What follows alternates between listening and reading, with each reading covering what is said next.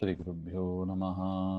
ಶ್ರೀಯರಸಗಾಂಗೇಯನುತ ಕೌಂತೇಯ ಬಂದಿತ ಚರಣ ಕಮಲದಳಾಯ ತಾಂಬಕ ರೂಪ ಚಿನ್ಮಯ ದೇವಕೀ ತನಯ ರಾಯ ರಘುಕುಲವರ್ಯ ಭೂಸುರ ಪ್ರಿಯ ಸುರಪುರ ನಿಲಯ ಚಿನ್ನಿಗರಾಯ ಚತುರೋಪಾಯ ರಕ್ಷಿಸು ನಮ್ಮ ನನವರತ.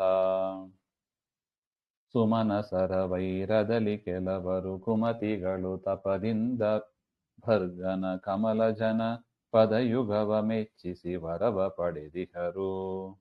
ಸಮರ ಮುಖದೊಳ ಉಪಮೆಯಲಿ ವಿಕ್ರಮದಿ ವೈರವ ಮಾಡಿದವರಿಗೆ ಅಮರ ಪದವಿಯ ನಿತ್ಯ ರಕ್ಷಿಸು ನಮ್ಮ ನನವರತ.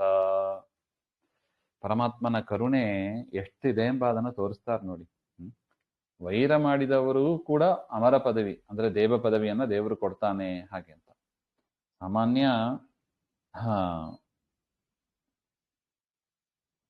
ವಿಷ್ಣು ಭಕ್ತಿ ಮಾಡುವವರು ಸಾತ್ವಿಕರು ಹಾಗೆ ಅಂತ. ಅದೇ ದೊಡ್ಡ ಪ್ಯಾರಾಮೀಟರ್ ಮಾನದಂಡ ಅಂದ್ರೆ ಅದೇ. ಆದ್ರೆ ಯುದ್ಧ ಮಾಡಿದವರಿಗೂ ಕೂಡ ದೇವತಾ ಪದವಿಯನ್ನು ಕೊಡ್ತಾನೆ ಹಾಗೆ ಅಂದ್ರೆ ಅದು ಹೇಗದು? ಅಂದ್ರೆ ವೈರ ಮಾಡಿದವರಿಗೂ ಕೂಡ ಅಮರ ಪದವಿ ಅಂದ್ರೆ ಅದು ಹೇಗದು? ಅವರು ಸಾತ್ವಿಕರ ಹಾಗೆ ಅಂತೆಲ್ಲ ಪ್ರಶ್ನೆ ಬರುತ್ತದೆ. ಅದನ್ನ ಇಲ್ಲಿ ತಿಳಿಸ್ತಾ ಇದ್ದಾರೆ. ದೇವತೆಗಳ ಮೇಲೆ ವೈರಭಾವವನ್ನು ಹೊಂದಿದ ಕೆಲವರು ದುರ್ಬುದ್ಧಿಯವರು ತಪಸ್ಸು ಮಾಡಿ ಶಿವನ ಬ್ರಹ್ಮನ ಪಾದಗಳನ್ನ ಆರಾಧನೆ ಮಾಡಿ ಅವರನ್ನು ಮೆಚ್ಚಿಸಿ ವರವನ್ನ ಪಡೆದಿರುವರು. ಯಾರು? ದುರ್ಬುದ್ಧಿಯುಳ್ಳ ಜನರು ಹಾಗೆ ಅಂತ. ಅವರೆಂಥವರು? ದೇವತೆಗಳ ಮೇಲೆ ವೈರಭಾವವನ್ನು ಹೊಂದಿದವರು, ದೇವತೆಗಳನ್ನ ವಿರೋಧ ಮಾಡುವವರು. ಆದರೆ ಬ್ರಹ್ಮರುದ್ರನ ಪಾದಯುಗಳವನ್ನ ಆರಾಧನೆ ಮಾಡಿ ಅವರನ್ನು ಮೆಚ್ಚಿಸಿ ವರವನ್ನ ಪಡೆದಿದ್ದಾರೆ. ಅಷ್ಟು ಮಾತ್ರ ಅಲ್ಲ, ಯುದ್ಧರಂಗದಲ್ಲಿ ಒಳ್ಳೆಯ ರೀತಿಯಲ್ಲಿ ಪರಾಕ್ರಮವನ್ನ ತೋರಿಸಿ ವೈರವನ್ನ ಮಾಡಿದವರಿಗೆ ಅವರ ಪದವಿಯನ್ನ ನೀಡಿದೆ.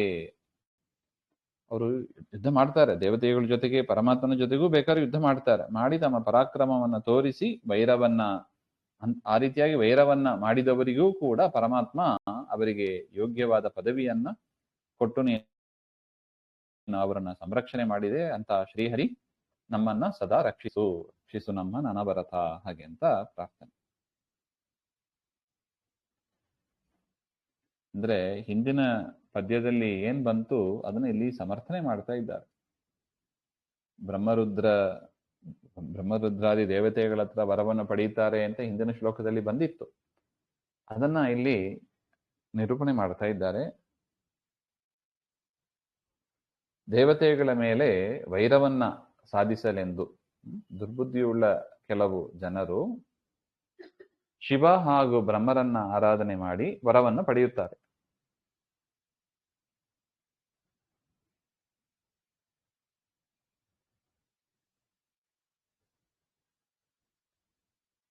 ಭರ್ಗ ಹಾಗೆಂದ್ರೆ ರುದ್ರದೇವರು ಅಂತ ಅರ್ಥ. ಕಮಲಜ ಹಾಗೆ ಅಂದ್ರೆ ಕಮಲದಲ್ಲಿ ಹುಟ್ಟಿದವರು ಬ್ರಹ್ಮ ಹಾಗೆ ಅಂತ. ಸುಮನಸರು ಅಂದ್ರೆ ದೇವತೆಗಳು. ಭರ್ಗ ಹಾಗೆ ಅಂದ್ರೆ ಶಿವ. ಅಂದ್ರೆ ಭರ್ಗ ಶಬ್ದಕ್ಕೆ ಭರಣ ಗಮನ ಕರ್ತೃ ಅಂತ ಹೇಳ್ತಾರೆ. ಇಡೀ ಜಗತ್ತನ್ನ ಧಾರಣೆ ಮಾಡಿದವರು, ಗಮನಕರ್ತೃ ಅಂದ್ರೆ ಜ್ಞಾನವನ್ನು ಕೊಡುವವರು ಎಂಬ ಅರ್ಥದಲ್ಲಿಲ್ಲ ಬರ್ತದೆ ಅದು. ಅದು ಮುಖ್ಯವಾಗಿ ಪರಮಾತ್ಮನ ಹೆಸರು. ರೂಢಿಯಲ್ಲಿ ರುದ್ರದೇವರಿಗೂ ಹೆಸರು ಇದೆ ಹಾಗೆ ಅಂತ. ಒಟ್ಟು ಭರ್ಗ ಅಂದ್ರೆ ಶಿವ. ಹಾಗೆ ಯಾರು ವರವನ್ನ ಪಡಿತಾರಲ್ಲ ಅವರು ಯುದ್ಧರಂಗದಲ್ಲಿ ಉತ್ತಮ ಹೋರಾಟವನ್ನ ಮಾಡಿಯೇ ವೈರವನ್ನ ಸಾಧಿಸ ಹೊರಟಿರುವರು. ಅಂತಹ ಉತ್ತಮ ಚೇತನರಿಗೆ, ಅವರೆಲ್ಲ ಒಳ್ಳೆಯ ಜನರೇ, ಸ್ವಭಾವತಃ ಒಳ್ಳೆಯವರೇ. ಆದರೆ ಏನೋ ಒಂದು ನೆಪ ಅವರು ಅಸುರರಾಗಿ ಇರ್ತಾರೆ. ಅಂಥವರಿಗೂ ಕೂಡ ಪರಮಾತ್ಮ ಅಮರ ಪದವಿಯನ್ನು ನೀಡಿ ಅನುಗ್ರಹಿಸುತ್ತಾನೆ. ಹಾಗೆಂದ್ರೆ ಪರಮಾತ್ಮನ ಕರುಣೆ ಎಷ್ಟಿದೆ ಎಂಬುದನ್ನು ನಾವು ಆಲೋಚನೆ ಮಾಡಬಹುದು. ಎರಡನೆಯದು, ದೇವರು ನಮ್ಮ ಸ್ತೋತ್ರವನ್ನಾಗಲಿ ಅಥವಾ ನಮ್ಮ ಮಾತುಗಳನ್ನಾಗಲಿ ದೇವರು ಗಣನೆಗೆ ತೆಗೆದುಕೊಳ್ಳೋದಿಲ್ಲ. ಸ್ತೋತ್ರವನ್ನು ತೆಗೆದುಕೊಳ್ಳೋದಿಲ್ಲ ಅಂದ್ರೆ ಏನು? ಹಾ, ನಾವು ಮಾಡಿದ ಭಕ್ತಿಯನ್ನ ಮೆಚ್ತಾನೆ ಹೊರತು ಸ್ತೋತ್ರಗಳು ಅದು ಒಳಗಿದ್ದು ಪರಮಾತ್ಮನೇ ಮಾಡಿಸಿದ್ದು, ಎಲ್ಲವೂ ದೇವರದ್ದೇ. ತಾನೇ ಸ್ತೋತ್ರವನ್ನು ಹೇಳಿಸಿ ನಮ್ಮೊಳಗಿದ್ದು ಅವನೇ ಸ್ತೋತ್ರವನ್ನು ಹೇಳೋದು. ಅವನು ಪ್ರತಿಮೆಯಲ್ಲಿ ಕೂತು ಆ ಶ್ಲೋಕವನ್ನ ಕೇಳೋದು ಅವನೇ. ಎರಡೂ ಅವನದ್ದೇ ವ್ಯಾಪಾರ. ಅದರಿಂದ ನಾವು ಸ್ತೋತ್ರ ಹೇಳಿದಕ್ಕೆ ಪರಮಾತ್ಮ ಸಂತೋಷಪಟ್ಟ ಹಾಗೆಂದ್ರೆ ಹಾಸ್ಯಾಸ್ಪದ. ಆ ಸ್ತೋತ್ರ ರಚನೆ ಮಾಡಿದ್ದು ದೇವರು. ಹರಿವಾಯುಸ್ತುತಿ ಅಂತ ಇದೆ ಅಂತ ಇಟ್ಟುಕೊಳ್ಳಿ. ಹರಿವಾಯುಸ್ತುತಿ ಹೇಳಿದ್ರೆ ಪರಮಾತ್ಮ ಸಂತುಷ್ಟನಾಗ್ತಾನೆ.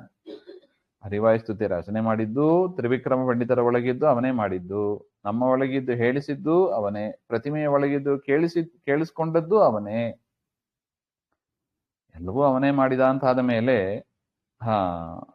ನಮ್ಮ ಸ್ತೋತ್ರದಿಂದ ದೇವರು ಸಂತುಷ್ಟನಾಗ್ತಾನೆ ಅಂತ ಹೇಳಬಾರ್ದು. ನಮ್ಮ ಮೇಲೆ ದಯೆಯನ್ನು ತೋರಿ ಪರಮಾತ್ಮ ನಮಗೆ ಅನುಗ್ರಹ ಮಾಡ್ತಾನೆ ಹಾಗೆಂಬ ಅದು ಅದರ ಅಭಿಪ್ರಾಯ.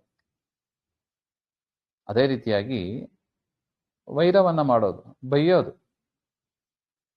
ದೇವರನ್ನೇ ಬೈತಾರೆ ಅಂಥವ್ರು. ಅವರು ಅಸುರರು ಅಂದ್ರೆ ಅದೇ ವಿಷ್ಣು ಭಕ್ತಿ ಇಲ್ಲದವರು ಅಂತ ಒಟ್ಟು. ಅದು ಬೈದಾಗಲೂ ಕೂಡ ಪರಮಾತ್ಮ ಯಾಕೆ ಒಳಗಿದ್ದು ಅವರಿಗೆ ಬೈಯುವ ಸಾಮರ್ಥ್ಯ ಅಲ್ಲ, ತಾನೇ ಅವರ ಯೋಗ್ಯತೆ ಪ್ರಾಚೀನ ಕರ್ಮವನ್ನು ನೋಡಿ ಆ ರೀತಿಯಾಗಿ ಮಾತುಗಳನ್ನ ಆಡಿರ್ತಾನೆ. ಅದನ್ನ ಹೇಳಿದ್ದು ದೇವರೇ. ಅದರಿಂದ ದೇವರಿಗೆ ಯಾವ ದೋಷವೂ ಯಾವ ದುಃಖವೂ ಇರೋದಿಲ್ಲ. ಹಾಗೆಂತ ಯಾರು ನಮ್ಮನ್ನ ಬೈದ್ರೆ ನಮಗೆ ದುಃಖ ಆಗ್ತದೆ, ಆದರೆ ದೇವರಿಗೆ ಹಾಗಿಲ್ಲ. ಯಾಕೆ? ಹೇಳಿದ್ದು ದೇವರು. ಬೈಲಿಕ್ಕೆ ಯಾರಿಗೂ ಸಾಮರ್ಥ್ಯನೂ ಇರೋದಿಲ್ಲ, ಮಾತನಾಡೋದಕ್ಕೂ ಸಾಮರ್ಥ್ಯ ಇಲ್ಲ ಅಂತ ಆದ ಮೇಲೆ ಬೈಯೋದು ದೂರ ಆಯ್ತು. ಅದರಿಂದ ಹಾಗಿದ್ರೆ ಮತ್ತೆ ಉತ್ತಮ ಪದವಿಯನ್ನು ಯಾಕೆ ಕೊಡ್ತಾನೆ ಹಾಗೆ ಅಂತ ಒಂದು ಪ್ರಶ್ನೆ. ಅದಕ್ಕೆ ಸುಂದರವಾದ ಸಿದ್ಧಾಂತ ಆಚಾರ್ಯರದು, ಮಧ್ವ ಸಿದ್ಧಾಂತ ಎಷ್ಟು ಅದ್ಭುತ ಇದೆ ನೋಡಿ. ದೇವರು ಪರಿಗಣಿಸೋದು ನಮ್ಮ ಈ ದೇಹವನ್ನಲ್ಲ, ನಮ್ಮ ಸ್ತೋತ್ರಗಳನ್ನಲ್ಲ, ನಮ್ಮ ಕರ್ಮಗಳನ್ನಲ್ಲ, ನಮ್ಮ ಮನಸ್ಸು ಮತ್ತು ನಮ್ಮ ಸ್ವಭಾವ, ಆ ಜೀವ ಪ್ರಕೃತಿ ಏನಿದೆ, ಸಾತ್ವಿಕರು ರಾಜಸರು ತಾಮಸರು ಅಂತ ಒಳಗಿನ ಸ್ವರೂಪ ದೇವರು ಅದನ್ನು ನೋಡ್ತಾನೆ, ಒಳಗೆ ನುಗ್ಗಿ ನೋಡ್ತಾನೆ. ನಮಗೆ ಮನಸ್ಸು ಕಾಣೋದಿಲ್ಲ, ಜೀವನ ಕಾಣೋದಿಲ್ಲ, ಜೀವನ ಸ್ವಭಾವ ಅಂತೂ ನಮಗೆ ಅರ್ಥ ಆಗೋದಿಲ್ಲ, ನಾವೆಂಥವ್ರು ಅಂತ ಕೇಳ್ತಾ ಇರ್ತೀವಿ.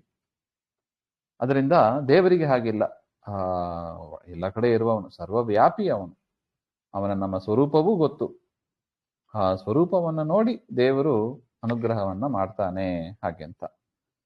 ಈ ರೀತಿಯಾಗಿ ಬ್ರಹ್ಮ ಹಾಗೂ ಶಿವನಿಂದ ಅವಧ್ಯತ್ವ ಹಾಗೂ ಅಜೇಯತ್ವ ಅದನ್ನ ಪಡೆದ ಅಸುರರು ಸಾಮಾನ್ಯವಾಗಿ ವಿನಾಶವನ್ನು ಹೊಂದಿದವರು. ಅವರು ಏನೇ ಬ್ರಹ್ಮರುದ್ರಾದಿಗಳ ವರ ಇದ್ರೂ ಕೂಡ ಪರಮಾತ್ಮನಿಂದ ಅವರು ಸಂಹರಿಸಲ್ಪಡ್ತಾರೆ.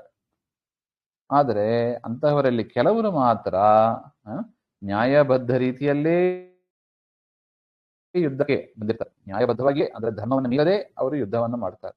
ಈಗ ನಾವು ನೋಡಿದ್ದೀವಿ ನೋಡಿ, ಹಿರಣ್ಯಾಕ್ಷ ಪರಮಾತ್ಮನ ಗದಾಯುಧ ಕೆಳಗೆ ಬಿತ್ತು ವರಾಹದೇವರದು, ಆದರೂ ಕೂಡ ಧರ್ಮವನ್ನು ಮೀರಿಲ್ಲ ನೋಡಿ. ಪರಮಾತ್ಮನ ಕೈಯಲ್ಲಿ ಆಯುಧ ಇಲ್ಲ ಅಂತ ತಾನು ಸುಮ್ಮನೆ ಇದ್ದಾನೆ ಹೊರತು ಇದೇ ಸರಿಯಾದ ಸಂದರ್ಭ ಅಂತ ದೇವರನ್ನ ಅಟ್ಯಾಕ್ ಮಾಡಕ್ ಹೋಗಿಲ್ಲ. ಅದು ಯುದ್ಧ ಧರ್ಮ ಅಲ್ಲ ಹಾಗೆಂತ. ಆ ರೀತಿಯಾಗಿ ಕೆಲವರು ಆ ರೀತಿಯಾಗಿ ಮಾಡ್ತಾರೆ. ಕೆಲವರು ಅದೆಲ್ಲ ನೋಡೋದಿಲ್ಲ. ಈ ದುರ್ಯೋಧನಾದಿಗಳು ಅದೆಲ್ಲ ನೋಡೋದಿಲ್ಲ. ಸಿಕ್ಕಿದ್ರೆ ಸಾಕು ಅಂತ ಹೇಗೆ ಕಥೆಯನ್ನು ಮುಗಿಸೋದು ಅಂತಾನೆ ಅವರು ಗುರಿಯಾಗಿ ಇರುತ್ತದೆ. ಅದರಿಂದ ನ್ಯಾಯಬದ್ಧವಾಗಿ ಕೆಲವರು ಮಾಡ್ತಾರೆ. ಅಂತಹವರು ವಿನಾಶವನ್ನ ಕಾಣದೆ ದೇವತೆಗಳಲ್ಲಿ ಪರಿಗಣಿತರಾಗಿ ಇರ್ತಾರೆ ಅಂತ ಅದರ ತಾತ್ಪರ್ಯ. ಅದರಿಂದ ಧರ್ಮ ಯುದ್ಧದಲ್ಲೂ ಧರ್ಮ ಇದೆ. ಯುದ್ಧ ಧರ್ಮ ಅಂತಾನೆ ಕರಿತೀವಿ ನೋಡಿ. ಆ ಧರ್ಮವನ್ನು ಪರಿಪಾಲನೆ ಮಾಡುವವರಿಗೆ ಉತ್ತಮ ಗತಿ ಇದೆ. ಇದಕ್ಕೆ ನಿದರ್ಶನವಾಗಿ ಬಲಿಚಕ್ರವರ್ತಿಯನ್ನ ಭಾವಿಸಬಹುದು ಅಂತ ಗುರುಗಳು ತಿಳಿಸಿಕೊಡ್ತಾ ಇದ್ದಾರೆ. ಅವನು ಮೇಲ್ನೋಟಕ್ಕೆ ದೇವತೆಗಳ ಪ್ರಬಲ ವೈರಿ, ಭಾಗವತದಲ್ಲಿ ಬರುತ್ತದೆ ಅದು, ದೇವತೆಗಳ ವೈರಿಯಾಗಿದ್ದ. ಆದರೂ ಕೂಡ ಮೂಲತಃ ಅವನು ಸಾತ್ವಿಕನಾದ್ದರಿಂದ ಅವನ ಸಾಧನೆಗೆ ಫಲಶ್ರುತಿಯಾಗಿ ಅವನು ಮುಂದೆ ಇಂದ್ರ ಪದವಿಯನ್ನ ಪಡೆಯುತ್ತಾನೆ. ಮುಂದಿನ ಮನ್ವಂತರಕ್ಕೆ ಇಂದ್ರ ಪದವಿಯಲ್ಲಿ ಬರತಕ್ಕವ ಬಲಿಚಕ್ರವರ್ತಿ ಹಾಗೆ ಅಂತ. ಅದರಿಂದ ಸ್ವಭಾವತಃ ಅವನು ಒಳ್ಳೆಯವನಾದ್ದರಿಂದ ಈ ಶರೀರದಲ್ಲಿ ಅಂದರೆ ಬಲಿಯಾಗಿ ಬಂದಾಗ ಪರಮಾತ್ಮನ ದ್ವೇಷ ಮಾಡಿದರೂ ಕೂಡ, ದೇವತೆಗಳ ದ್ವೇಷವನ್ನ ಮಾಡಿದರೂ ಕೂಡ ದೇವರು ಅದನ್ನ ಪರಿಗಣನೆಗೆ ತೆಗೆದುಕೊಳ್ಳದೆ ಅವರಿಗೆ ಉತ್ತಮ ಗತಿಯನ್ನೇ ಕೊಡ್ತಾನೆ. ಯಾಕೆ? ಅವರ ಸ್ವಭಾವ, ಅವರು ಸಾತ್ವಿಕರು ಆದ್ದರಿಂದ. ಹಾಗೆಂತ ಪರಮಾತ್ಮ ಅನುಗ್ರಹ ಮಾಡಿದ್ದಾನೆ ಅಂದ್ರೆ ಅವನು ಏನಾಗಿರ್ಬೇಕು? ಸಾತ್ವಿಕನೇ ಆಗಿರ್ಬೇಕು. ಹಾಗೆ ಅಂತ ನಮಗೆ ಅರ್ಥ ಆಗ್ತದೆ. ಇನ್ನು ಬಾಣಾಸುರ ಅಂತ ಮತ್ತೊಬ್ಬ ನಿದರ್ಶನ. ಕಾರ್ತಿವೀರ್ಯಾರ್ಜುನನಂತೆ ಅವನಿಗೂ ಕೂಡ 1000 ತೋಳುಗಳು ಇತ್ತು. ಕೃಷ್ಣನ ಮೇಲೆ ಯುದ್ಧಕ್ಕೆ ಬರ್ತಾನೆ. ಕೃಷ್ಣ ಅವನ 2 ಕೈಯನ್ನು ಉಳಿಸಿ ಮಿಕ್ಕಿದ ಎಲ್ಲಾ ಕೈಯನ್ನು ತೋಳುಗಳನ್ನು ಕತ್ತರಿಸಿ ಬಿಡ್ತಾನೆ. 2 ಕೈ ಮಾತ್ರ ಉಳಿದಿರುತ್ತದೆ. ಅವನೊಳಗಿದ್ದ ಬಾಣ ಅಂತ ಒಬ್ಬ ಅಸುರ, ಅವನು ಬಾಣಾಸುರನ ಕೃಷ್ಣಾವತಾರದಲ್ಲಿ ಬರ್ತಾನೆ. ಅವನೊಳಗೆ ಬಾಣ ಅಂತ ಒಬ್ಬ ಅಸುರ, ಅವನನ್ನ ತಮಸ್ಸಿಗೆ ಕಳಿಸಿ ಉತ್ತಮ ಜೀವನನ್ನ ಅವನು ಅನುಗ್ರಹ ಮಾಡ್ತಾನೆ. ಹಾಗೆ ಅಂತ ಇದು ಶ್ರೀಮದ್ ಭಾಗವತ ಹಾಗೂ ಹರಿವಂಶದಲ್ಲಿ ನಮಗೆ ಸ್ಪಷ್ಟ ಆಗ್ತದೆ. ಇನ್ನು ಪ್ರಹ್ಲಾದನ ಕತೆ. ಹುಟ್ಟಿದ್ದು ದೈತ್ಯಕುಲದಲ್ಲಾದರೂ ಭಾಗವತ ಶಿರೋಮಣಿ ಅಂತ ಖ್ಯಾತನಾದ ವಿಶಿಷ್ಟ ಹಿರಿಮೆಯ ಪ್ರಹ್ಲಾದನದ್ದು. ದೈತ್ಯಕುಲದವ ಅಂತ ಆದರೂ ಕೂಡ ಅದನ್ನು ಗಮನಿಸದೆ ಪ್ರಹ್ಲಾದರು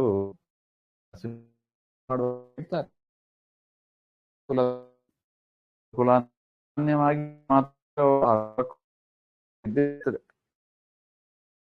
ಕುಲದಲ್ಲಿ ಅಭಯಾಸವನ್ನು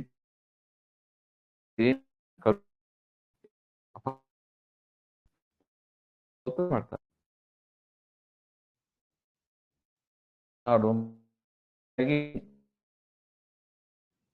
ಯಾಕೆ ಮಾಡಿದರೂ ಕೂಡ ಮುಖ್ಯ ನೋಡಿ.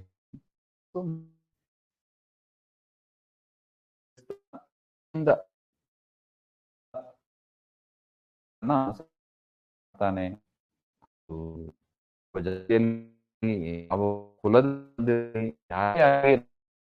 ಕುಲದಲ್ಲಿ ಮಾಡಿದರೆ ಅವರನ್ನ ಭಕ್ತಿ ಬರಬೇಕಂದ್ರೆ ದೇವರ ಮಹಿಮೆ ಗೊತ್ತಿರಬೇಕು. ದೇವರ ಮಹಿಮೆ ಗೊತ್ತಿದ್ದು ಭಕ್ತಿ ಮಾಡುವವರಲ್ಲಿ ದೇವರು ಅನುಗ್ರಹ ಮಾಡ್ತಾನೆ ಅಂತ ಒಟ್ಟು ಅಭಿಪ್ರಾಯ. ಶ್ರೀಮಧ್ವಾಂತರ್ಗತ ಶ್ರೀಕೃಷ್ಣಾರ್ಪಣಮಸ್ತು. ಶ್ರೀ ಹರೇ